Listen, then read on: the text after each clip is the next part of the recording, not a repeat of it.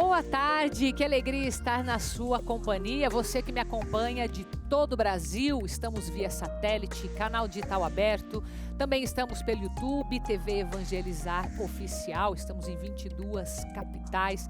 Temos 24 horas de programação. Esse programa aqui, programa A Vida em Foco, vai ao ar de segunda a sexta-feira e trazemos para você diversos assuntos que são do seu interesse. No programa de hoje, por exemplo, a gente fala sobre saúde, sobre a saúde cardíaca e entender um pouco da saúde das válvulas do nosso coração. Eu vou conversar com a doutora Evelyn Evelyn Lubrigatti, que é cardiologista do Hospital do Câncer. Também vamos mostrar para você um museu de arte sacra nesta reportagem que traz bastantes detalhes interessantes. E também vamos falar sobre ansiedade de separação de cães. Quando eles ficam longe, como será que a gente deve agir? Tudo isso e muito mais para você no programa que começa a partir de agora.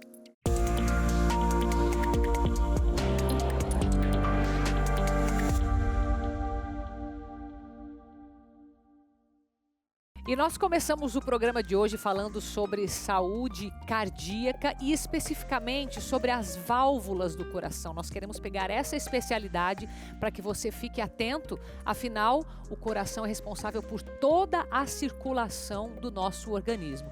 Por isso eu vou dar as boas-vindas para a doutora Evelyn Lubrigatti, que é cardiologista do Hospital INC de Curitiba. Seja muito bem-vinda. Tudo bem? A gente fala do coração, sempre lembra das doenças que mais matam, que mais chamam a atenção, que é infarto, a doença da hipertensão arterial, mas a gente não pode esquecer que o coração também é formado pelas válvulas. As válvulas são essenciais para controlar o funcionamento do coração, né? O sangue tem que passar de uma câmara para outra câmara e elas fazem esse controle. Quando a gente perde o funcionamento adequado dessas válvulas, entra num cenário de insuficiência cardíaca, que pode gerar algumas válvulas, geram desmaio, dor no peito, morte ou falta de ar, acúmulo de água nos pulmões. Então é sempre importante lembrar dessas doenças também. Entendi. E são doenças que são conhecidas pelo público ou geralmente é algo que de fato é só o cardiologista vai dizer por esses sintomas que você mencionou? Como é isso? As doenças de válvulas são conhecidas, mas o público leigo geralmente chama de sopro, né? Sopro. Aquela história, poxa, eu tinha sopro quando eu era criança, o meu avô teve um sopro, teve consequência disso. O sopro nada mais é do que a repercussão sonora que a gente pega no exame físico dessas doenças de válvula. E elas são muito comuns, muito prevalentes, né? Até pouco tempo atrás, no mundo inteiro, a doença que mais causava doença de válvula era a doença reumática, que todo mundo lembra, tal do reumatismo no sangue. Mas agora, como a gente tem tratado melhor as doenças infecciosas, tem menos doença reumática e a população tem envelhecido. Então, a gente começou a ter muito mais pacientes com doenças das válvulas de característica degenerativa, realmente senil e associada à idade. Então, a gente tinha um cenário de pacientes com doenças valvares jovens, né, como diz, de doença reumática, e atualmente a gente tem um cenário de pacientes com doenças valvares muito mais idosos e grandes idosos. A gente pega pacientes com 80, 90 anos de idade que têm uma doença valvar grave e precisam de um tratamento específico para essa doença valvar. Interessante, doutora Evelyn. E o que está associado a essa mudança aí na idade? Tem alguma coisa, algum fator genético, alguma mudança de hábitos? Tem a ver, na verdade, com o envelhecimento da população, né? O fato da gente tratar melhor as doenças infecciosas, a famosa dor de garganta, que vai fazer doenças reumáticas e lesão do coração, diminui esse tipo de doença. Nossa. E como a gente está envelhecendo mais, a população idosa cada vez maior, as válvulas, elas envelhecem junto com o coração e elas têm algumas alterações que acontecem junto com outras alterações degenerativas. Então, por exemplo, se você pegar a válvula aórtica, as mesmas doenças, pressão alta, diabetes, o sedentarismo, o tabagismo, que calcificam as artérias e fazem infarto, elas também vão calcificar a válvula e fazer com que ela não funcione normalmente. Um tecido de válvula normal, ele é macio, ele é mole, ele consegue se movimentar com a passagem do sangue. Com essas doenças degenerativas, criam-se barreiras de cálcio em cima desse tecido que deveria ser molinho. Então, algo que deveria mexer naturalmente com o fluxo sanguíneo fica rígido. Ele nem abre adequadamente e não fecha adequadamente também. Interessante, esse jeito que você explicou, consegui entender melhor. E qual que é o tratamento dessas doenças aí nas válvulas, então? Essa é a parte complicada quando a gente começa a pensar em população muito idosa, né? Eu citei para você que esses pacientes muitas vezes aparecem para a gente com sintomas aos 85, 90 anos de idade, já frágeis. Sim. Porque o tratamento inicial, né, o que a gente antigamente propunha para praticamente todos os pacientes, era um tratamento cirúrgico, de toracotomia, que é abrir o peito, olhar para a válvula, ou reparar a válvula, ou mais comumente trocar por outra. Mas a cirurgia cardíaca é uma cirurgia enorme, né? Ela é bastante, tem muita comorbidade associada, leva UTI. Então, quanto mais novo é o paciente, mais ele tolera essa cirurgia, a gente tende a indicar. No cenário de pacientes mais jovens, mais frágeis, com várias outras doenças, a gente passa por uma questão mais atual, que é o tratamento dessas válvulas sem ter que abrir o peito, né? O tratamento que a gente chama percutâneo, através de catéteres, um cenário muito parecido do cateterismo que tratava as coronárias. A gente chega com o catéter até o coração do paciente e consegue tratar essas válvulas. Em alguns casos, você consegue pôr uma válvula nova, né? Você põe uma válvula nova no coração sem ter que abrir ele, né? Que é o implante da válvula do percutâneo. E em outros casos, você corrige o vazamento da válvula clipando, colocando 2 clipes que seguram ela e diminui uma área que estava vazando muito grande para 2 áreas menores. E consegue reduzir bastante o vazamento dessa válvula. São técnicas novas, bem inovadoras, mas que a gente tem muita experiência e faz esse tratamento com certa frequência aqui no hospital. Que legal. E qual que é o resultado dessa segunda opção que você deu, que é menos invasiva? Em termos de sintomas, em termos de qualidade de vida. E eu queria junto que você respondesse o seguinte, a emergência de se intervir num processo desse quando se descobre um problema na válvula. Então, assim, o resultado é muito bom, principalmente quando você fala em sintoma. Então, se você tem uma válvula que tem um vazamento enorme, esse vazamento faz uma sobrecarga cardíaca junta água no pulmão, e eu diminuo esse vazamento para um vazamento mínimo ou leve, o paciente deixa de ter essa repercussão. Então, a melhora de sintomas é enorme, né? A gente tem vários pacientes aqui que internavam, viviam no pronto atendimento a cada mês, mês e meio, e que estão há 2 anos sem pisar no hospital para internar, eles vêm para consulta eletiva. Então, sim, o resultado é muito duradouro. É claro que isso varia de caso a caso, né? A medicina evolui de uma maneira que nós não temos um tratamento perfeito para todas as pessoas, mas a gente tem vários tratamentos e deve escolher o melhor para cada tipo de paciente, e aí você vai ter essa resposta que você quer. O melhor tratamento que dure mais, segure sintomas e diminua a mortalidade desses pacientes. Então, essa é a parte boa. Tá. Né? Em termos de morbidade, se você combinar, por exemplo, eu pego uma cirurgia cardíaca aberta. Parte boa, geralmente você consegue tratar 100% a válvula, você troca por uma outra, não, né? Você já sai sem nenhuma disfunção na grande maioria dos casos, mas é no mínimo 48 a 72 horas de UTI, 2 ou 3 meses para cicatrizar o osso. Então, uma pessoa de 45, 50 anos tolera esse processo muito bem. Um senhor de 85 anos, não. Num procedimento percutâneo, ele faz o procedimento hoje, 24 a 48 horas, ele está fora da UTI, de preferência, eventualmente até em casa. Essa é a parte legal, né? Em termos de emergência, as doenças de válvula são diferentes, na sua grande maioria, de uma doença de coronária. Um paciente que tem um infarto agudo do miocárdio, ele pode, em alguns cenários, precisa ir para uma sala de hemodinâmica e abrir a coronária que deu problema em 1 hora, 2 horas. Um paciente com doença valvar, ele geralmente tem sintoma, falta de ar, eventualmente desmaio, que nos permitem fazer o diagnóstico em alguns dias, às semanas, e planejar esse tratamento. Então, via de regra, em algumas semanas, eu consigo planejar e executar o tratamento de maneira segura, sem aquela emergência de resolver de um dia para o outro, de uma hora para outra. O que não pode fazer é esperar meses, né? Se eu espero meses, esse paciente piorou muito, ele tem uma repercussão enorme que eventualmente chega num cenário em que eu não consigo mais tratar. Entendi. É importante, então, tomar as medidas o quanto antes, mas também não tem aquela emergência como você citou. Pra gente fechar. Não necessariamente um paciente com doença de válvula que chegue no meu pronto-socorro, eu preciso tratar ele definitivamente hoje. Eu posso segurar ele com remédio e planejar o tratamento para daqui a algumas semanas. Um paciente com doença de coronária, não, eu tenho que resolver ele hoje. A vida dele depende disso. É isso que eu ia te perguntar, se tem alguma medicação que se inicia esse tratamento. Então, sim, existe. Sim. As medicações não tratam a doença estrutural, né? Se essa porta que está do seu lado, se ela estiver quebrada, não tem cortina que você coloque na frente e resolva o problema de uma porta quebrada. Sim. Você tem que trocar e resolver a porta. Então, a medicação é como se fosse uma cortina numa porta quebrada. Ela não resolve o problema, mas ela diminui um pouquinho a entrada do sol que estava incomodando, as pessoas estão fora, não te enxergam. Então, a medicação nesse cenário, ela segura um pouco, ela dá um pouco de conforto, ela diminui o sintoma, mas ela não corrige uma doença estrutural. Perfeito, muito obrigada, doutora Evelyn. Mais uma pergunta só para a gente finalizar. É fácil de detectar esse problema nas válvulas? Exige algum exame específico ou é pelo sintoma mesmo que você identifica? Precisa de exame. O primeiro exame é o exame físico. O sintoma geralmente é falta de ar e a gente escuta o que eu te falei, o sopro, tá? Então, na grande maioria dos pacientes, na consulta, a gente já suspeita de doença de válvula quando escuta o coração do paciente. O exame mais comum e o que melhor é utilizado para detectar doença de válvula é o ecocardiograma, que é uma ecografia do coração que consegue ver as 4 válvulas e mostrar para a gente como que elas estão funcionando, se elas estão abrindo adequadamente, se elas estão fechando adequadamente. Esse é o exame que a gente mais utiliza. Perfeito.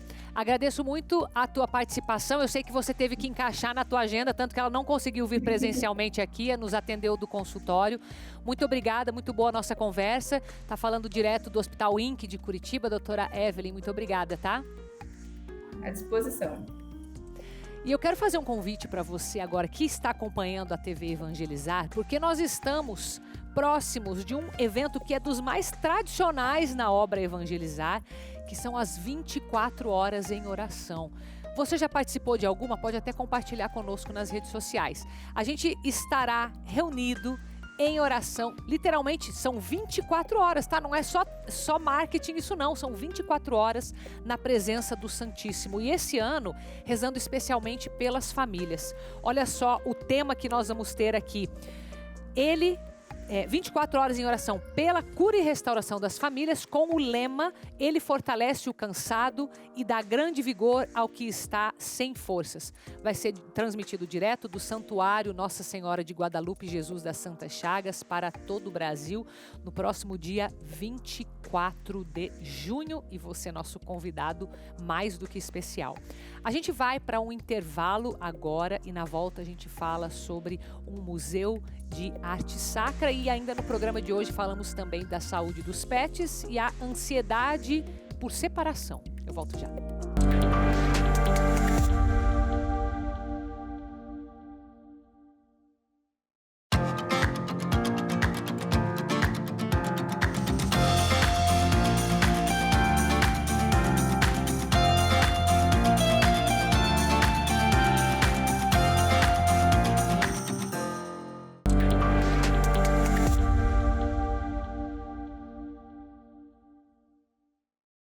Já estamos de volta com o programa A Vida em Foco para você de todo o Brasil, com um convite muito especial para o próximo dia 30 de junho, Arraiado Seu Vigário. É o momento de você reunir sua família, seus amigos, colocar tua roupa caipira. Mais importante, vir com esse espírito elevado de alegria, de oração que nós vamos proporcionar para você através da TV Evangelizar. Então será no dia 30 de junho, a partir das 19 horas aqui pela TV Evangelizar. Mais um convite para você para nos ajudar na terceira etapa de Jesus das Santas Chagas, essa campanha que está acontecendo durante o ano de 2023 e que nós pedimos a tua colaboração extra. Para quê? Para que a gente possa expandir a obra. E especificamente nesta terceira etapa nós vamos mexer com manutenção de equipamento, tanto da TV quanto da Rádio Evangelizar. É muito importante para que a gente possa transmitir o sinal, para que a gente possa fazer a operação do dia a dia. Isso é muito importante para a nossa evangelização e nós gostamos de deixar para você para onde é que estão indo os recursos. Você consegue nos ajudar através do boleto que está lá na tua casa ou através desse QR Code que está aí para você, através do nosso site, como você preferir. Mas nos ajude nesta terceira etapa da campanha de Jesus das Santas Chagas. E agora eu compartilho com você esse museu de arte sacra que nós temos aqui em Curitiba. Fica numa região bem central e tem uma construção de 1737. Acompanhe comigo. Este museu e a igreja está passando por reformas e restauros, porque a construção é de 1737, a construção mais antiga de Curitiba.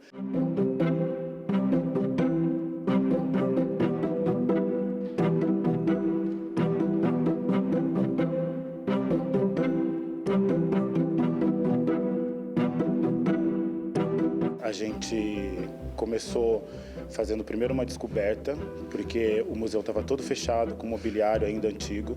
Então a gente entrou em dezembro, a gente não sabia nada do que tinha aqui dentro, então tudo que vocês estão vendo aqui é uma descoberta. Eu acredito que anterior à década de 70 até a década de 60 ninguém tenha visto o que tem aqui na parede. Então começamos fazendo umas indagens em alguns lugares específicos que foram surgindo um desenho, outro, e aí o resultado é isso aqui que vocês podem ver.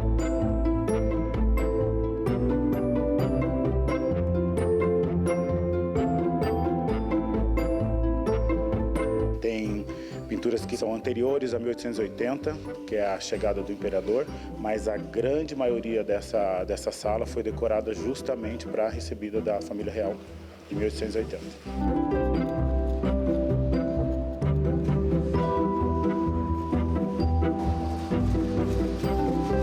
A gente tirou todas as camadas que tinham anteriores às pinturas principais que foram escolhidas para que ficasse o decorado da igreja. Após a gente fazer a limpeza, depois vamos fazer toda a parte de consolidação, porque tem processos e tem paredes que as pinturas estão descoladas da própria estrutura. Então a gente vai consolidar aquilo, uma vez consolidado, aí a gente vem fazendo toda a parte de restauro mesmo. A gente usa várias técnicas para fazer isso, ou com pontialismo, ou com rigatino, que são linhas bem pequenininhas, para poder fazer a recomposição pictória dessas imagens.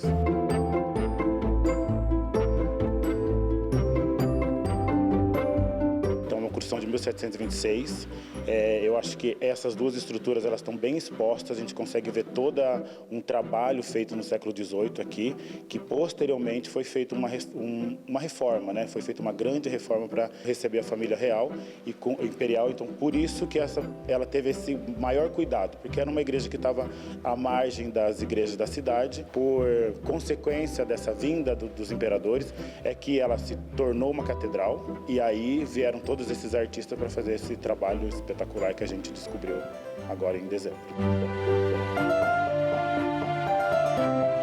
Ali no altar tem um grande crucifixo que está embalado, que também vai ser restaurado, não é mesmo? Sim, esse ficou a nosso critério, porque ele é fixo, ele é muito delicado, então a escolha em não retirá-lo foi feita assim, vamos deixá-lo aqui, ele está em perfeito estado, então vai ser só uma limpeza, uma politura mais fina, e ele já está em bom estado, então a gente achou melhor ficar aqui, porque se você move essas esculturas muito grandes, tem o risco de acabar acontecendo algum dano, alguma coisa parecida.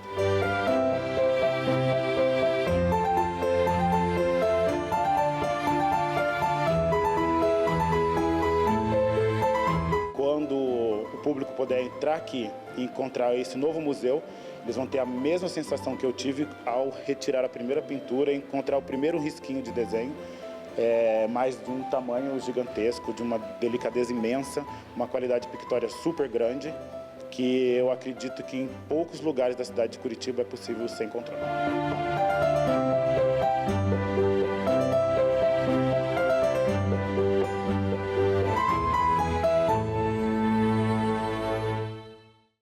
Em Fortaleza foi realizada uma palestra para profissionais que realizam eventos. Eu vou compartilhar para você um trechinho de como foi. A Arquidiocese de Fortaleza, em parceria com a Faculdade Católica de Fortaleza, fez uma palestra para os profissionais de eventos e cerimonialistas. E é claro que a gente tinha que estar nesse momento e te trazer todas as novidades desse grandioso evento. O encontro faz parte do FCF Meeting, ministrado pelo padre Rafael Maciel, doutorando em Sagrada Liturgia pelo Pontifício Ateneu de Santo Anselmo. E é exatamente para a gente ajudar esses profissionais a fazerem melhor e do melhor modo, com o melhor entendimento daquilo que eles estão fazendo, que a gente se propôs a essa palestra de hoje, essa conferência de hoje, de liturgia para cerimonialistas e profissionais de eventos. A palestra foi realizada de forma híbrida, com transmissão pelo YouTube da Faculdade Católica de Fortaleza. É enriquecedor estar aqui nessa noite, recebendo tanto conhecimento, tanto ensinamento, para a gente aprender cada vez mais a importância, né, de ter o respeito, de toda a condução do momento da missa, né? Porque realmente precisa desse conhecimento, dessa bagagem, para poder fazer cada vez mais uns eventos de qualidade e de precisão. E a palestra também veio com uma super novidade para todos os profissionais de eventos. Padre, fala aí pra gente. Hoje a Faculdade Católica de Fortaleza, que tem uma tradição de 158 anos na formação acadêmica, lança um curso, Liturgia para Cerimonialistas e Profissionais de Evento. Um curso online, portanto todos os profissionais de todo o Brasil podem fazer. Para quem desejar fazer o curso, quem é fotógrafo de casamento, decorador, cerimonialista, profissional em geral, basta entrar na bio da Católica de Fortaleza no Instagram e fazer a sua inscrição. São vagas limitadas, estão abertas para todo o Brasil e lá você faz a sua inscrição. E agora eu quero acolher junto com você a Denise da Produtos que Evangelizam, que já está aqui com a gente com novidades. Seja muito bem-vinda. Obrigada, Carol. Tudo bem? Graças a Deus. E você? Tá bom, tudo bem também. Que bom. Bom, nós estamos no mês do Sagrado Coração de Jesus. Eu já vi aqui minha devoção, a minha segunda devoção, porque tem Jesus das Santas Chagas e tem essa, né? Que eu adoro. E, bom, o que você tem de novidades? Vou deixar você falar. Nós temos essa devoção. Camiseta, Sagrado Coração de Jesus. Imã de geladeira também. Ah, o imã tá aqui. Olha que bonito, gente. Bonito. E trouxemos também bonés das Santas Chagas. Esse aqui eu acho que é bem jovem, né? Esse aqui eu olho, eu já vejo as meninas jovens aqui, aquela moça bonita que trabalha aqui comigo. Essa pulseirinha também achei maravilhosa da Santas Chagas. O bracelete da Santas Chagas. E um terço também em forma de colar. Sim, esse também é muito bonito. Tudo isso tem lá pelo site, para todo o Brasil, quem quiser pegar. Loja física, Curitiba, Fortaleza e também pelo catálogo. Sim, pelo catálogo. Então, se você conhece alguém que é revendedor, você pode procurar essa pessoa, mas você também pode se tornar um se você quiser. Inclusive, lá dentro do site tem uma opção, você pode comprar pelo site ou se tornar um revendedor por lá também, né? Exatamente. É, de repente, uma opção para renda extra também para o pessoal. Lojista também. A lojista também pode? Lojistas também. Ah, que legal. Isso é uma boa ideia. Às vezes você tem já o seu negócio e que você quer incluir algo que fale com a fé das pessoas. Tá aí, ó, uma boa opção. Denise, muito obrigada. Obrigada, Carol. Sempre bem-vinda. Obrigada. Gente, agora eu quero te convidar a se inscrever no Vem Festival, Festival Evangelização, Voz e Música, que vai até o dia 30 de junho, essas inscrições. Nós estamos à procura, nós estamos aqui como caça-talentos, entendeu? 16 novos talentos que nós queremos compartilhar com o Brasil inteiro, com quem está fora do Brasil, através da sua música, música que você ou compôs ou você vai vir de intérprete. Tanto faz, você pega aí o que for mais a parte do teu talento. Se você for os dois, também, mas nós temos várias categorias para você concorrer. Importante é você não perder tempo. Eu sei que tem gente que deixa para a última hora. Isso acontece. Se é o teu caso, então tá aqui, ó, o estalo que você estava precisando, é só ir lá, vemfestival.com.br e faça a sua inscrição. Eu quero ver você aqui, ó, no palco da TV Evangelizar, já pensou? Com a sua música gravada, seu clipe gravado e tocando corações. Não guarda esse teu dom para você não, tá? Vem com a gente pro festival de 2023. Agora, o que eu vou chamar aqui para você? Um intervalo, porque depois a gente vai falar sobre a distância que a gente cria dos animais e que isso gera algum tipo de ansiedade neles. Acredita nisso? Ansiedade por separação. Eu vou conversar com um especialista sobre esse assunto. Vai lá tomar uma água e volte comigo.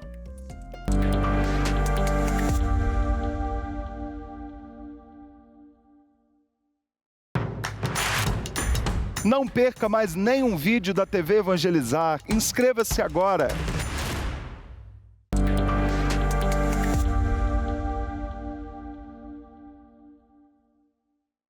Já estamos de volta com o programa Vida em Foco. Dessa vez nós vamos olhar um pouco para o seu relacionamento com o seu animalzinho de estimação. Hoje mais especificamente com os cães, porque ele é especialista, educador, adestrador canino, o Rafael Wisneski. Seja muito bem-vindo, tudo bem? Obrigado, Carol. Eu que agradeço, viu? Olha, eu fiquei espantada com isso que eu vi aqui hoje. Eu não sabia que existia essa ansiedade por separação. Conta pra gente um pouquinho o que é. Então, a ansiedade de separação o cão desenvolve em razão de ter um vínculo muito próximo com uma figura de apego. Tá. Ou seja, o dono, o tutor, enfim, a pessoa que convive com ele.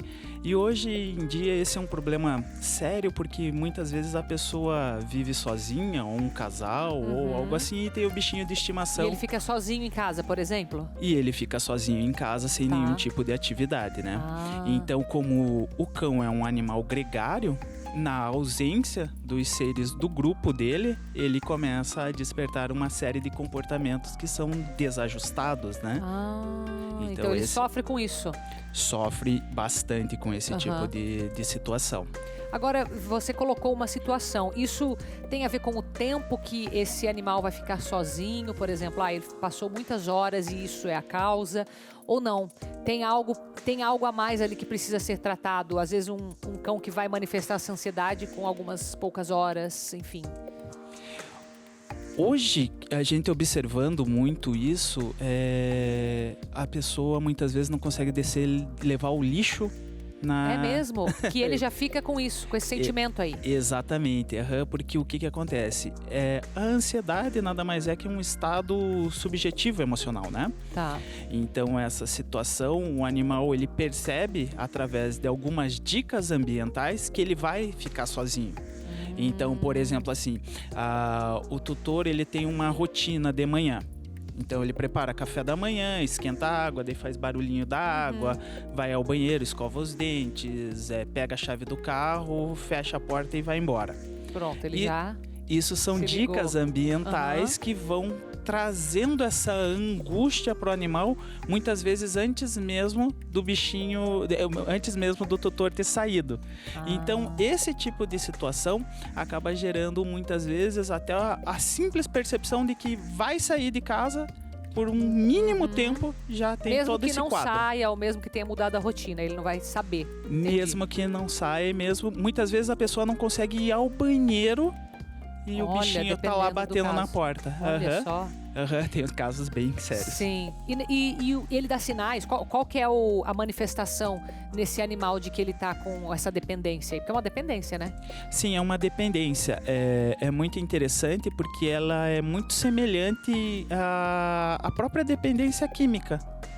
No cérebro do animal. Exatamente, porque o que acontece é o seguinte, o vínculo estabelecido entre cães e humanos, ele também tem um movimento da ocitocina.